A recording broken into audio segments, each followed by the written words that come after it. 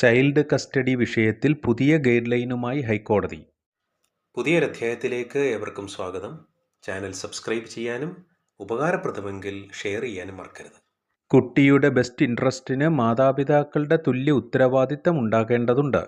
ഈ ഗൈഡ് ലൈനിൻ്റെ പ്രധാന പ്രത്യേകത വീഴ്ച വരുത്തുന്ന രക്ഷിതാവിന് പിഴയോ കൗൺസിലിങ്ങോ അതുമല്ലെങ്കിൽ ഗൗരവമുള്ള വിഷയമാണെങ്കിൽ കസ്റ്റഡി അവകാശം കൈമാറുകയോ ഉണ്ടാകണം എന്നുള്ളതാണ്.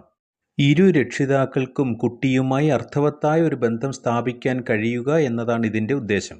കോടതിയിൽ നിന്ന് സമൻസ് ലഭിച്ച് ഒരാഴ്ചയ്ക്കകം ഇൻ്ററീം വിസിറ്റേഷൻ പ്ലാൻ ഉണ്ടാക്കുകയും 60 ദിവസത്തിനകം സ്ഥിരമായൊരു സംവിധാനം ഉണ്ടാകേണ്ടതുമാണ്. രക്ഷിതാക്കളുടെ സെപ്പറേഷൻ സമയത്ത് കുട്ടികളുടെ കസ്റ്റഡിയാണ് പ്രധാന കൺസേൺ. വിഷയം കുട്ടി ഇമോഷണലി തകർക്കുകയും നീണ്ടുനിൽക്കുന്ന നിയമയുദ്ധത്തിന് വഴിയൊരുക്കുകയും ചെയ്യും. അതുകൊണ്ട് തന്നെ ഈ വിഷയത്തിൽ വ്യക്തമായ ഒരു പ്ലാനിങ്ങിന് ഹൈക്കോടതി മുതിർന്നത്. കുട്ടിയുടെ ബെസ്റ്റ് ഇൻട്രസ്റ്റ് ആയിരിക്കണം ഒരു ചൈൽഡ് കസ്റ്റഡി മാറ്ററിൽ പരിഗണിക്കേണ്ടതെന്ന് ഹൈക്കോടതി. കുട്ടിക്ക് അച്ഛനെയും അമ്മയെയും പോലെ അവരുടെ അടുത്ത കുടുംബാംഗങ്ങളും പ്രധാനമാണ്. ഈ ഗൈഡ് ലൈൻ പ്രകാരം പേരൻസ് കൗൺസിലേഴ്സിൻ്റെ സഹായത്തിൽ 7 ദിവസത്തിനകം ഒരു ഇൻ്ററീം വിസിറ്റേഷൻ പ്ലാൻ തയ്യാറാക്കേണ്ടതും 60 ദിവസത്തിനകം ഒരു ഫൈനൽ പ്ലാൻ ഉണ്ടാക്കേണ്ടതുമാണ്.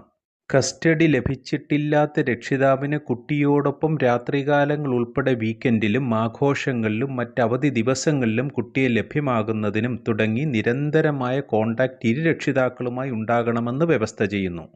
വിദേശത്തുള്ള രക്ഷിതാവിനും അവകാശം ഷെയർ ചെയ്യേണ്ടതാണ്. പേരൻസിൻ്റെ ഉത്തരവാദിത്തം ഈക്വലായി ഷെയർ ചെയ്യുക എന്നത് പ്രധാനമാണ്.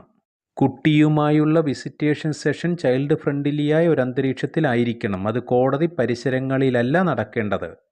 ഇത്തരം സന്ദർശനങ്ങളെ സൂപ്പർവൈസ് ചെയ്യുന്നതിനായി സൈക്കോളജിസ്റ്റ്, സാമൂഹ്യ പ്രവർത്തകർ, അടുത്ത ബന്ധുക്കൾ തുടങ്ങിയവരെ ചുമതലപ്പെടുത്താവുന്നതും അതിൻ്റെ റിപ്പോർട്ട് കോടതിയിലേക്ക് അയക്കേണ്ടതുമാണ്.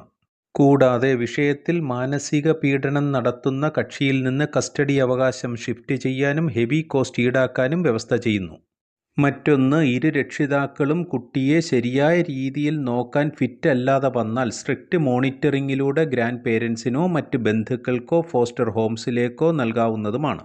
ഈ ഗൈഡ് ലൈനിലൂടെ കസ്റ്റഡി ലഭിച്ചിട്ടില്ലാത്ത പേരൻറ്റിന് കുട്ടിയുമായി റെഗുലർ കോണ്ടാക്റ്റ് ലഭിക്കുന്നുണ്ടെന്നുള്ള വ്യക്തത വരുത്തലാണ്.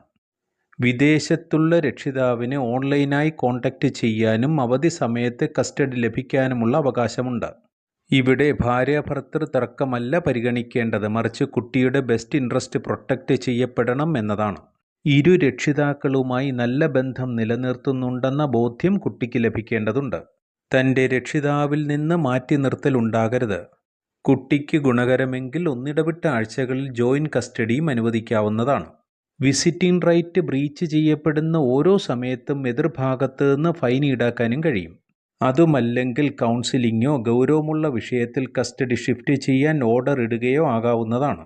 ഇത്തരത്തിൽ കുട്ടികളുടെ കസ്റ്റഡിയുമായി ബന്ധപ്പെട്ട് വ്യക്തമായൊരു രൂപരേഖയാണ് ബഹുമാനപ്പെട്ട കൽക്കട്ട ഹൈക്കോടതിയിൽ നിന്ന് ഉണ്ടായിട്ടുള്ളത്. നിയമപരമായി ഇത്തരം വിഷയങ്ങൾ അറിയുന്നതിന് ചാനലിലെ മറ്റ് വീഡിയോകൾ കാണുക. മറ്റൊരധ്യായവുമായി വീണ്ടും കാണാം. Thanks for watching.